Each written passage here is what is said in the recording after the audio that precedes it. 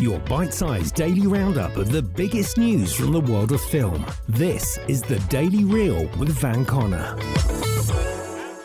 Good morning, it's Wednesday the 24th of March, and so a happy birthday to Jessica Chastain, Lake Bell, and Jim Parsons. Today in 1972 saw the release of Francis Ford Coppola's The Godfather, while Spike Lee's Inside Man opened today in 2006, Lionsgate's grimdark Power Rangers reboot opened in 2017, and it's the day Bloodshot came out last year. As for this year, here's what's happening today. The Walt Disney Company is shaking up 2021's release schedule again, delaying Marvel's Black Widow and 5 other films. The Scarlett Johansson action thriller has had an unbelievably turbulent journey to the big screen, the feature having been delayed 3 times from its original release date of May 2020, and now being slated for the 9th of July. The Marvel Studios prequel spin-off will release both in open cinemas and as a premiere access title on the House of Mouse's streaming service Disney+, available to subscribers for $19.99 in the UK. Black Widow's movement has had a knock-on effect for another Marvel Studios property, with the Simu-Liu-fronted Shang-Chi and the Legend of the Ten Rings being shifted from its original release date of July 9th to the 3rd of September. As for the rest of Disney's delayed slate, it's mostly inherited properties from their purchase of 20th Century Fox. Ryan Reynolds' video game comedy Free Guy has been shifted from May to the 13th of August, and Kingsman prequel The King's Man has been given its 8th delay, this time sliding from August to the 22nd of December. Meanwhile, Ben Affleck and Ana de Armas' erotic thriller Deep Water has slipped even further from their real-life breakup, from August to the 14th of January next year. Finally for Fox, the 11th of February next year will now see the return of Kenneth Branagh's Hercule Poirot and his magnificent mustache in Death of the Nile, bumped from this September. Disney's own releases are still set to launch on schedule, but the company has altered release plans for 2 of them. Pixar's Luca will now no longer see a theatrical run and will instead launch free for all Disney Plus members on June the 18th. And the Emma Stone-led 101 Dalmatians prequel Cruella will hit cinemas and premiere access on the 28th of May. Everybody got that?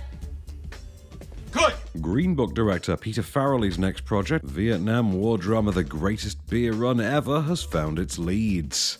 Attracting the likes of Academy Award winner Russell Crowe and former High School Musical hunk Zac Efron, The Greatest Beer Run Ever is based on a remarkable true story detailed in the book of the same name by Joanna Malloy and John Chicky Donahue, and follows Donahue on an incredible 1967 journey in which he departed New York and traveled to Vietnam during the height of the war, solely to hunt down his childhood friends serving in the army and share a few beers with them. Comic icon Bill Murray is in the midst of negotiations to join the project, but an agreement is apparently far from a done deal. Farrelly will direct from a script he'll pen with Green Book's Brian Curry and Hall Pass's Pete Jones. No production schedule is finalized. You know this is pathetic, right?